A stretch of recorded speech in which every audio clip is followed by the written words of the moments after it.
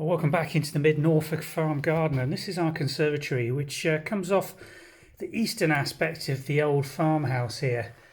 Been built probably in Victorian times, this. Patched up and repaired over the years, but still got some of the nice old features of an original old style wooden built conservatory. We have got some issues with the glass slipping a little bit now. It's starting to get a little bit old and soft in places. But at this time of year, it's all about keeping this flower display going through August and into September. And to do that, we really need to deadhead these geraniums pretty regularly and feed them, because it gets piping hot in here during the sunny days that, thank goodness, we've been eventually getting. You can see when I say it's getting a little soft, you can see that Clematis montana that last year decided it was going to grow through a little gap in the glass at the top, and the external rose as well coming in on this corner, all of which need some attention.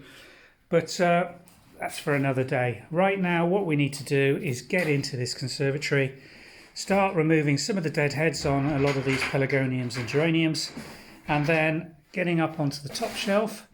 That's quite a difficult task, so I have to reach those down, and then we tidy them up, remove all the dead heads, and then water with a general liquid feed. And what we tend to use in here is a dilute tomato feed. Absolutely ideal for encouraging flower growth on these things, and they do really well on that. You'll see most of these geraniums are potted into 8-inch pots, terracotta pots. Again, they tend to do better in terracotta than in the plastic, we find. I don't know why that is, because with terracotta you always expect it's going to dry out a lot sooner than the equivalent plastic pot would. But I think it just lets the breathe through the roots, allows the oxygen in, and these geraniums are really tough as old boots for the majority of the time, and they tolerate quite a bit of neglect and stress during the course of the year. Kate's all ready to come and give us a hand, so let's start getting some of these plants down and some of these dead heads removed. A lot of the geraniums in here are really showing some of the stress of not being particularly well looked after or watered this season. We have been very distracted with the building work and new barns coming online. First and second fit electrics have taken an awful lot of decisions from us, and we haven't really spent quite as many hours in this conservatory looking after them. You can see quite a few browned off leaves, and it's a good idea while these are dry and crispy to remove them, because if they're left till later in the season when it starts getting colder in autumn, these are where the mould starts to really build up and rot off the stems of these plants. Any dead heads like this one here, remove and dispose of. They're not doing anything. They're not going to set seed and take any strength in the plant, but they just look unsightly. And if you can tidy these up, even if they have got a little bit of colour still in them, it's a good idea just to remove these and just tidy the plants so that they're looking at their best. They'll also encourage fresh green buds to emerge and come up. We've done quite a bit already, as you can see, looking a lot better. A lot of the brown leaf being removed. We're going to now give everything a really good water, and by really good water we're going to saturate these pots now.